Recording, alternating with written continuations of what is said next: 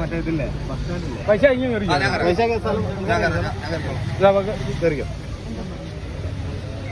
പക്ഷെ അത് ഈ ബാക്കിലാണ് നിന്നോ